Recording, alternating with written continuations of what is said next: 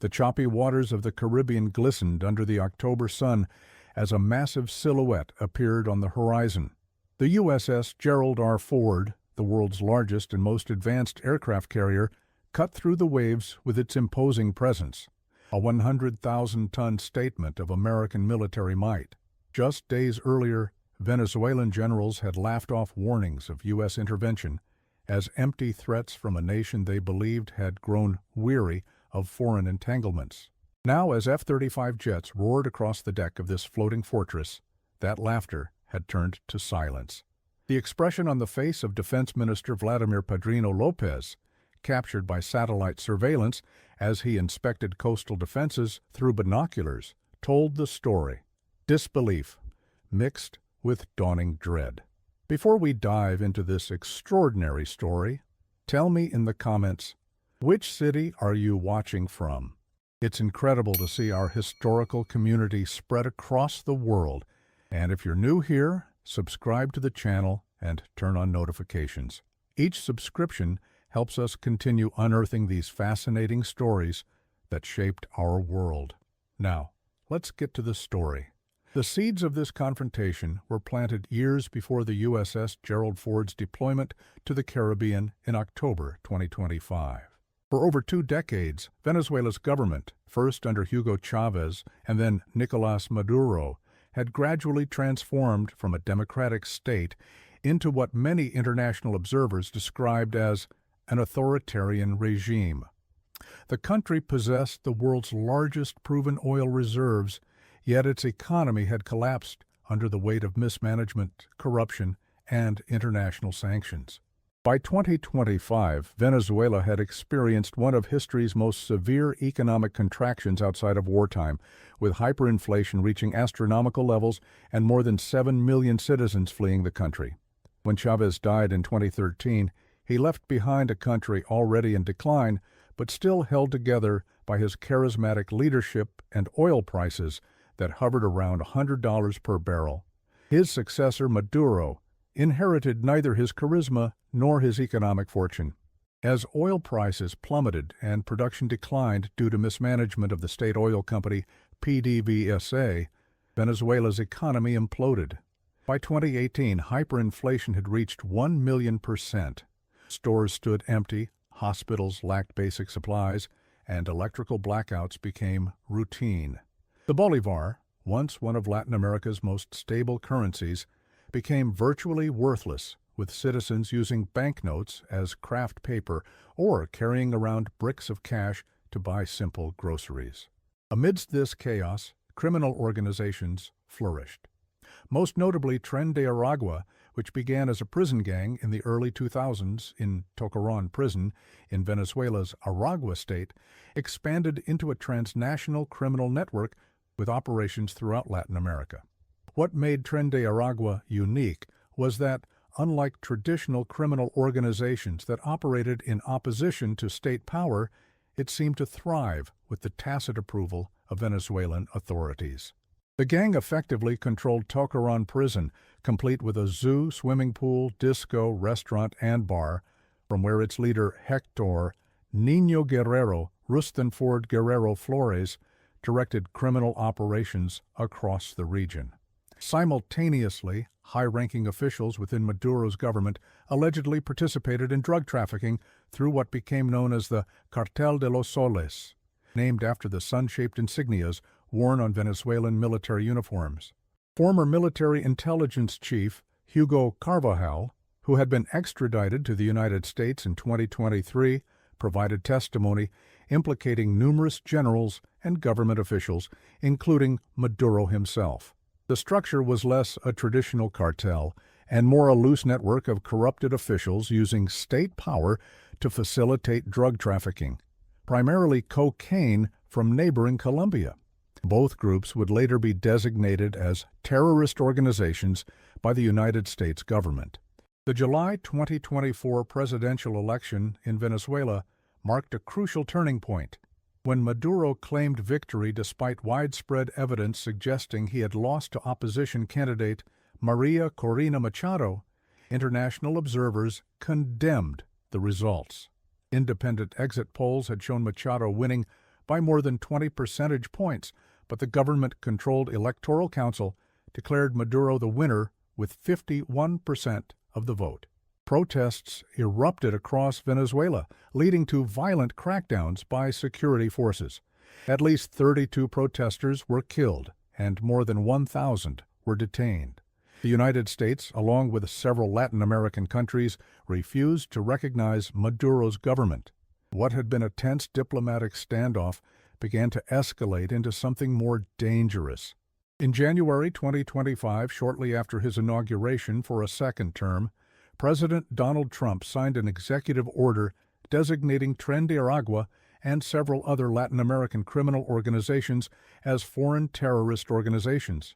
By February, the Cartel de los Soles was similarly designated, with U.S. officials explicitly naming Maduro as its leader.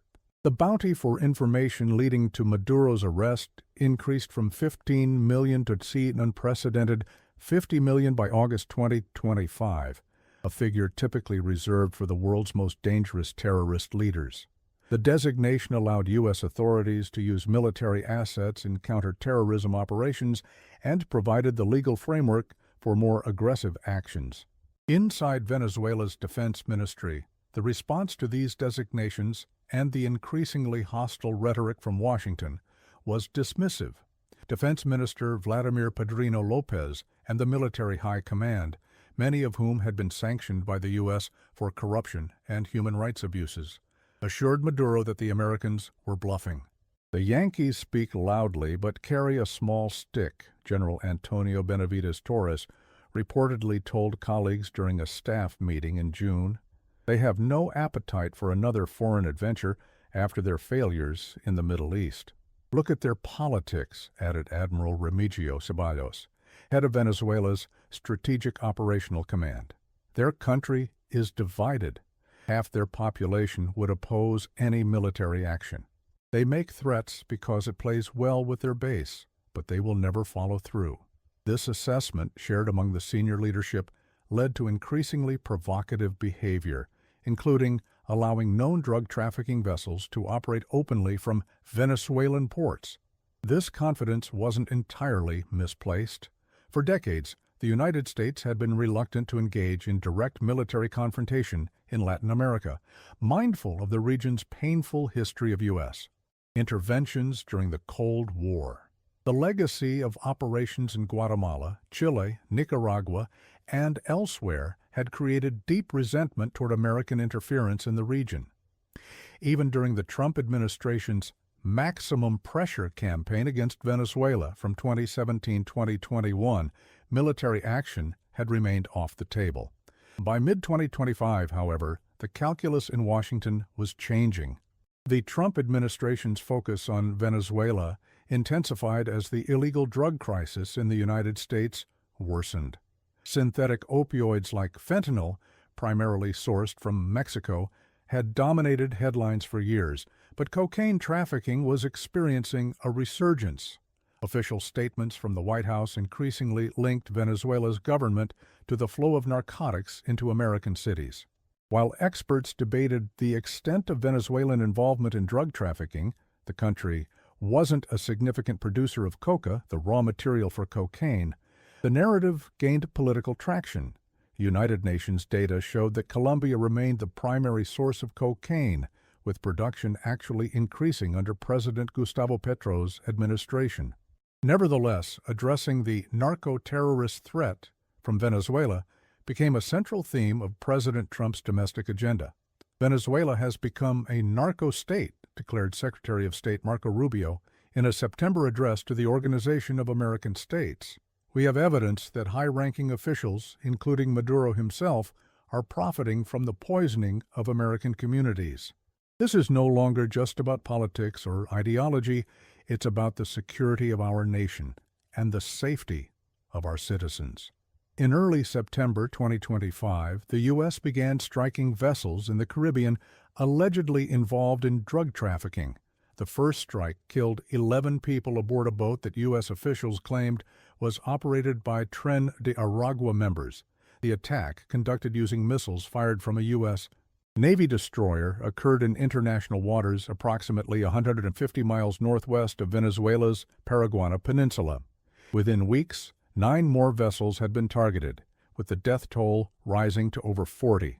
Notably, at least 4 of these boats were identified as having originated from Venezuelan ports. The U.S. justified these strikes under international maritime law and the principle of self-defense against narco-terrorism. Defense Secretary Pete Hegseth was particularly vocal, stating at a Pentagon briefing, "If you are a narco-terrorist smuggling drugs in our hemisphere, we will treat you like we treat al-Qaeda. Day or night, we will map your networks, track your people, hunt you down, and kill you." The rhetoric marked a significant shift from traditional law enforcement approaches to drug trafficking. Venezuela's military leadership initially downplayed these strikes as limited operations designed to appease U.S. domestic audiences. The Americans are putting on a show for their public, General Domingo Hernandez Lares, commander of Venezuela's Strategic Operational Command, told troops during an inspection of coastal defenses. They will fire missiles at empty boats, but will never challenge our sovereignty directly. Remember how they threatened Syria with red lines, only to back down? This is the same performance. This assessment would soon prove catastrophically wrong. On October 21, 2025, the USS Gerald was photographed docked near Split, Croatia, in the Mediterranean Sea. The massive carrier had been participating in NATO exercises in the region, demonstrating interoperability with European allies. 3 days later, Pentagon spokesperson Sean Parnell announced that Defense Secretary Pete Hegseth had ordered the carrier and its strike group to deploy to the Caribbean. In support of the President's directive to dismantle transnational criminal organizations and counter narco-terrorism in defense of the homeland, the Secretary of War has directed the Gerald R. Ford Carrier Strike Group and its embarked Carrier Air Wing to the U.S. Southern Command Area of Responsibility, Parnell stated. The announcement came hours after the U.S. had conducted its 10th strike on an alleged drug vessel, killing 6 more people. The previous day, 2 B-1 Lancer supersonic bombers had flown from Dyess Air Force Base in Texas to the Venezuelan coast in what military analysts recognized as a clear show of force. When questioned about the bomber flights, President Trump initially denied them, but then added cryptically, "We're not happy with Venezuela for a lot of reasons, drugs being one of them." The USS Gerald R. Ford was not just any warship. Commissioned in 2017 as the lead ship of a new carrier class, it represented the pinnacle of American naval power. At 1,106 feet long and displacing 100,000 tons, it carried more than 75 aircraft and was powered by 2 nuclear reactors that could propel it to speeds exceeding 30 knots. Its electromagnetic aircraft launch system had replaced the traditional steam catapults used on older carriers, allowing for more efficient flight operations and greater power generation. The ship's advanced radar systems could track objects the size of a baseball at distances exceeding 100 miles, while its integrated defense systems included the latest missile interceptors and close-in weapon systems. The Ford's Air Wing included squadrons of FA-18E F Super Hornets, F-35C Lightning II, stealth fighters, EA-18G Growler electronic warfare aircraft, E-2D Hawkeye airborne early warning aircraft, and MH-60RS Seahawk helicopters. This aerial armada could project power hundreds of miles inland, conduct precision strikes against multiple targets simultaneously, and establish air superiority against any regional opponent. With a crew of over 5,000 sailors, the carrier was essentially a floating city designed for projecting power anywhere in the world. The carrier wouldn't be alone. The Gerald R. Ford Carrier Strike Group included the guided missile destroyers USS Mahan, USS Winston S. Churchill, and USS Bainbridge.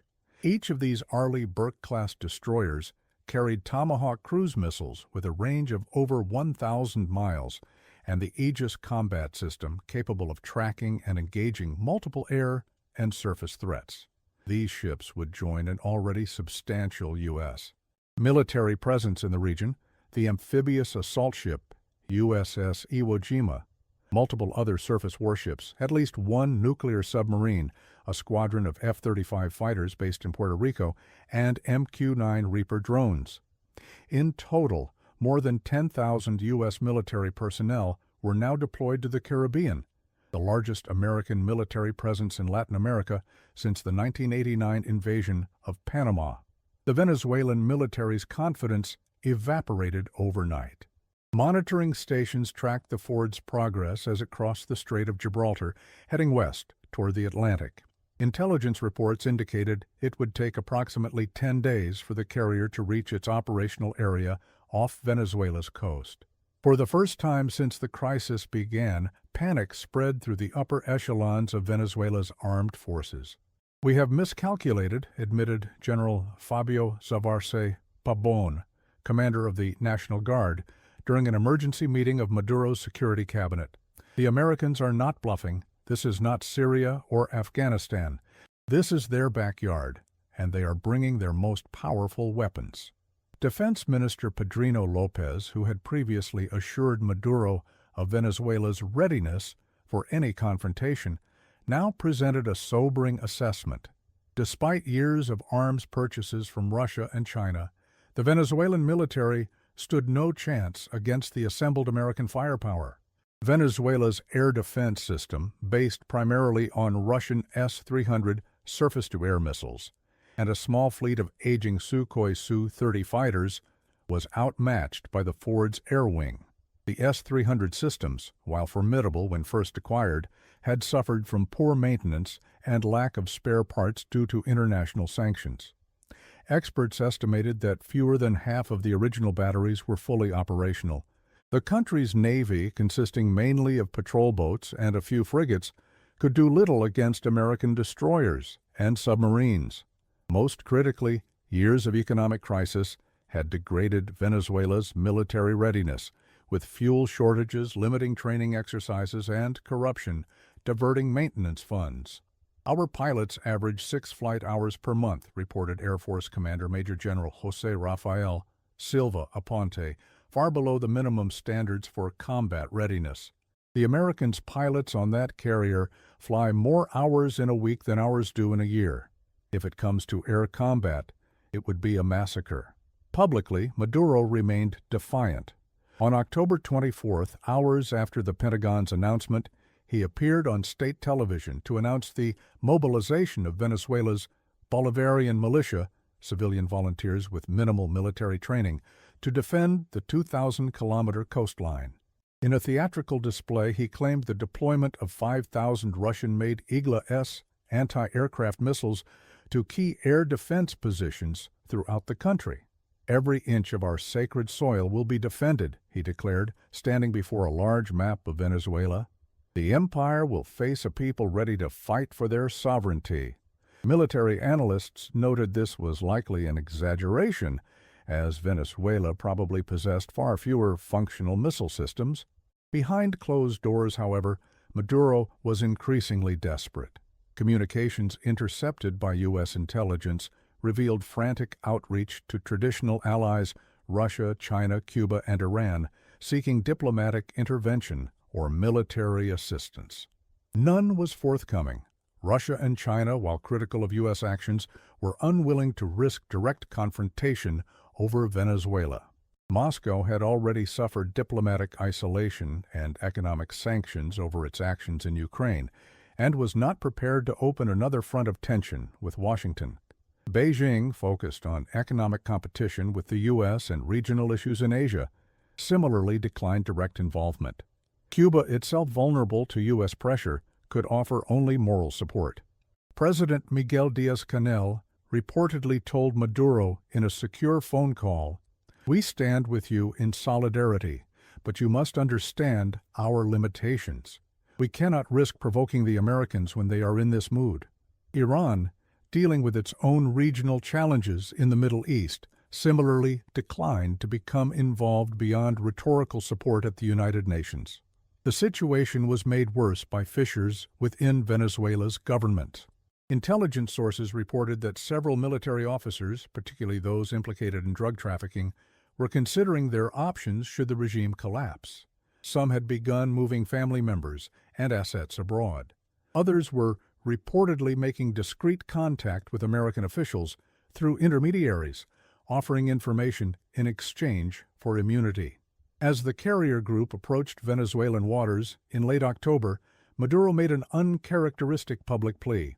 In a video released on social media, speaking in halting but clear English, he urged, yes, peace forever, peace forever. No crazy war, please." The message marked a stark reversal from his typically defiant rhetoric and suggested growing recognition of Venezuela's vulnerable position. Analysts noted the significance of Maduro speaking directly in English, a choice clearly intended to reach American audiences rather than his domestic base. The informal setting of the video, recorded in what appeared to be his personal office, rather than the formal presidential backdrop of his usual addresses, further emphasized the message's urgency and personal nature. The diplomatic channels that might have diffused earlier crises were largely absent. Formal relations between Washington and Caracas had been severed years earlier. Traditional mediators like Mexico, Colombia, and Brazil, all led by leftist governments normally sympathetic to Venezuela, were sidelined by their own disagreements with Maduro over the contested 2024 election. Mexican President Claudia Sheinbaum had initially recognized Maduro's victory but backed away after evidence of electoral fraud emerged. Colombian President Gustavo Petro, despite his leftist credentials, had condemned the post-election crackdown on protesters. The Organization of American States was paralyzed by divisions between members that recognized Maduro's government and those that didn't. The United Nations Security Council, the ultimate forum for preventing interstate conflict, proved equally ineffective. Russia and China used their veto power to block resolutions critical of Venezuela, while the United States used its influence to prevent any condemnation of its military deployments. UN Secretary-General Antonio Guterres offered mediation, but neither side showed interest in engaging through the international body. On October 27th, as the USS Gerald entered the southern Caribbean, Maduro convened his most trusted generals for a final assessment. The meeting, held in the underground bunker beneath Miraflores Palace, was described by a later defector as the most tense of Maduro's presidency. General Manuel Bernal Martinez, head of military counterintelligence, presented a grim scenario. Not only was Venezuela outmatched militarily, but U.S. intelligence had deeply penetrated the armed forces. "We have detected unusual communication patterns among mid-level officers," he reported. "Several units cannot be considered reliable if conflict begins. Any resistance," he warned, "would likely be compromised from within." The bunker, built with Cuban assistance during the Chavez era to withstand potential American airstrikes, now seemed like a trap to some of those present. "If the Americans know who is in this room right now, we are all targets," observed Vice President Delcy Rodriguez, one of Maduro's closest confidants. Intelligence suggested that U.S. Special Operations Forces had indeed compiled a target deck of regime figures, prioritizing those with direct links to narco-trafficking. The once mocking generals now faced the consequences of their miscalculation. After years of assuring Maduro that the United States would never risk direct military action against Venezuela, they watched as American carrier-based aircraft began conducting reconnaissance flights just outside Venezuelan airspace. Radar operators tracked F-35s and F-A-18 Super Hornets along the 12 nautical mile limit of territorial waters. E-2D Hawkeye aircraft provided continuous surveillance of Venezuela's coastline, while satellites monitored military installations inland. Each radar activation by Venezuelan air defenses was met with immediate electronic countermeasures from EA-18G Growler aircraft, demonstrating the Americans' ability to neutralize these systems if necessary. On one occasion, when a Venezuelan Su-30 fighter approached too close to an American reconnaissance flight, it was immediately intercepted by two F-35s that seemed to materialize out of nowhere. The Venezuelan pilot, later reported that the American jets had locked weapons systems on his aircraft before he withdrew. Most concerning for Venezuela's leadership was the deployment of U.S. Special Operations Forces to islands near the Venezuelan coast. Intelligence reports suggested teams from Naval Special Warfare and the 7th Special Forces Group were positioning for potential operations targeting specific individuals within the regime. Dutch officials in Aruba and Curaçao, while publicly denying any involvement in military preparations, had reportedly granted U.S. forces access to facilities on these islands just miles from Venezuela's coast. The authorization of CIA covert operations inside Venezuela, which President Trump had unusually confirmed publicly, added another layer of threat. "They have people inside our country already," warned Diosdado Cabello, considered the second most powerful figure in the regime and himself indicted by the U.S. for drug trafficking. "This is not just about ships and planes. They are preparing for targeted operations." His assessment, based on reports from Venezuela's intelligence services, suggested American operatives had been infiltrating the country for months, some posing as aid workers or business people, others working with opposition figures. For the generals who had once mocked American power, the reality was now undeniable. The USS Gerald Ford's arrival had fundamentally altered the strategic balance. What began as dismissive bravado had led to an existential crisis for Venezuela's military leadership and the regime they supported. The question was no longer whether the United States could threaten the Maduro government, but what form that threat would take and how the regime would respond. Frantic meetings in Caracas explored limited options. Some hardliners proposed symbolic resistance, perhaps shooting down an American drone that violated airspace or targeting a U.S. reconnaissance aircraft. General Jesus Suarez Churio, a former bodyguard to Hugo Chavez and now head of the Army, argued that such a display would rally nationalist sentiment and possibly deter further American escalation. "Better to fight and fall than surrender without firing a shot," he reportedly declared. More pragmatic voices, including several generals with connections to the drug trade, argued for finding an accommodation with Washington. If the primary U.S. concern was narcotics trafficking, perhaps Venezuela could offer cooperation against Tren de Aragua while protecting the military's own interests. This faction, led quietly by Defense Minister Padrino Lopez, began drafting proposals for a negotiated solution that might allow the regime to survive in some form. A third group, consisting primarily of civilian officials with fewer direct ties to criminal activities, suggested political reforms as a way out. Vice President Rodriguez reportedly proposed announcing new elections under international supervision combined with an amnesty program for opposition figures currently in prison or exile. This approach, while potentially addressing some U.S. concerns about democracy in Venezuela, was viewed skeptically by military leaders who feared losing power in a truly free election. Within the Pentagon, different scenarios were being war-gamed. A direct invasion was considered unlikely and undesirable. The lessons of Iraq and Afghanistan remained fresh. The human and financial costs of occupying a country of 28 million people with complex terrain and a history of resistance to foreign interference were prohibitive. More probable was a campaign of precision strikes against specific targets, radar installations, command centers, and individuals indicted for narco-terrorism. The aircraft of Carrier Air Wing 8 aboard the Gerald Ford could deliver such strikes with minimal risk to U.S. personnel.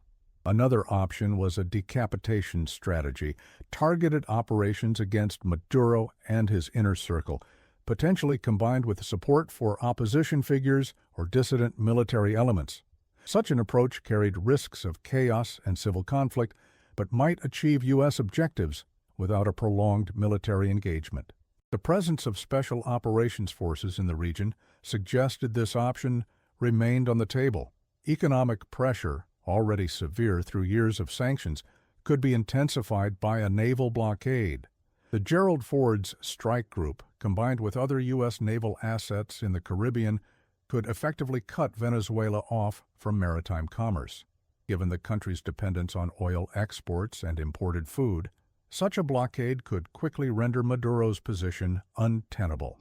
By the final days of October 2025, the standoff had reached its most dangerous point. U.S. forces had positioned themselves for potential action, while Venezuelan military leaders, their earlier mockery silenced, sought a way out of the crisis they had helped create. The USS Gerald Ford, its flight deck, bustling with activity, visible from satellites, stood as both a physical and psychological weapon, the embodiment of power that could no longer be dismissed. In Caracas, the mood was tense. Government-organized demonstrations against American imperialism drew diminishing crowds as citizens, wary after years of hardship, worried more about potential conflict than political loyalty.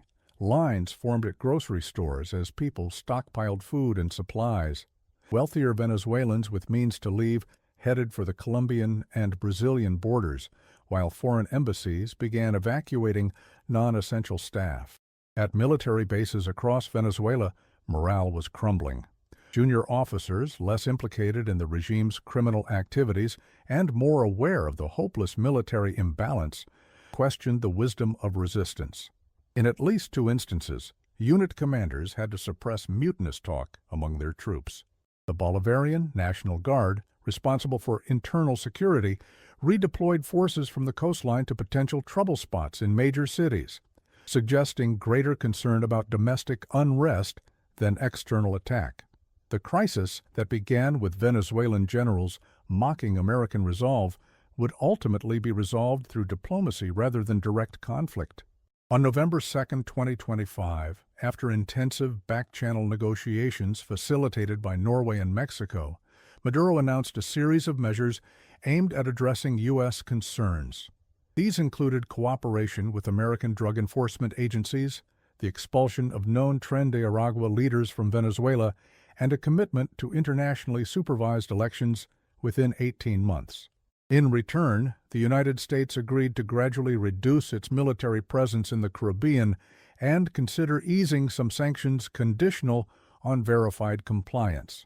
The agreement, formalized in a document known as the Cancun Accord after the Mexican resort city where final negotiations took place, represented a significant retreat from Maduro's previous positions. While it allowed him to remain in office temporarily, his authority was substantially diminished. A transitional council including opposition figures would oversee key ministries, including defense and oil, effectively creating a power-sharing arrangement until new elections. For the generals who had scoffed at American threats, the lesson was harsh but clear.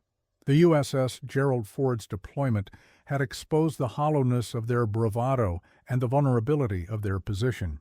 Several of those most directly implicated in narco-trafficking, including General Hugo Carvajal and Diosdado Cabello, were excluded from amnesty provisions in the accord and faced the choice of surrender to international authorities or life as fugitives. Others found themselves marginalized in the new political arrangement, their power bases dismantled through military reforms supervised by international observers. Their mockery of U.S. power had been silenced not by the weapons the carrier could deploy, but by the political and strategic reality it represented. When the United States committed its most advanced military assets, it was doing far more than bluffing. The presence of the Ford and its strike group had created a psychological breaking point, compelling concessions that years of diplomatic pressure and sanctions had failed to achieve. As the crisis subsided, the Ford remained in the Caribbean for several more weeks, a floating reminder of the consequences of underestimating American resolve. Flight operations continued, with aircraft conducting regular patrols to verify Venezuela's compliance with the accord. Gradually, as specific benchmarks were met, including the extradition of several indicted narco-traffickers and verifiable steps toward free elections, ships began to withdraw. By mid-December, the carrier had departed for its home port of Norfolk, Virginia, though a smaller U.S. naval presence remained in the region. For Venezuela's military leadership, The carrier's presence had forced a painful recalibration of assumptions and a recognition that the geopolitical landscape had shifted beneath their feet. Their earlier calculations, based on America's war weariness and internal divisions, had failed to account for how direct threats to U.S. security, in this case narcotics trafficking linked to terrorism, could override those constraints. The generals who had once laughed at the prospect of American intervention now found themselves negotiating the terms of their political survival. The confrontation between Venezuela and the United States in October 2025 would be remembered not for the shots fired, remarkably few given the scale of forces involved, but for the way it demonstrated how military power could compel political change without direct combat. It represented a new model of American intervention in the Western Hemisphere, precisely targeted, backed by overwhelming force, but ultimately resolved through negotiation rather than invasion. For the Venezuelan people, exhausted by years of economic collapse and political repression, the outcome brought cautious hope.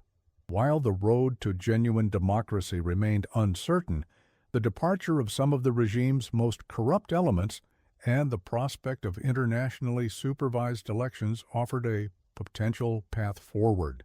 The economic reforms required by the accord, including greater transparency in the oil sector and the return of expropriated businesses, suggested the possibility of economic recovery. The USS Gerald Ford's arrival in the Caribbean hadn't just silenced Maduro's mocking generals, it had rewritten the strategic equation of an entire region. As one anonymous Venezuelan officer later reflected to journalists, "We thought the Americans had lost their will to project power in Latin America. The Ford proved us catastrophically wrong." When that carrier appeared on the horizon, 2 decades of revolutionary rhetoric evaporated in an instant.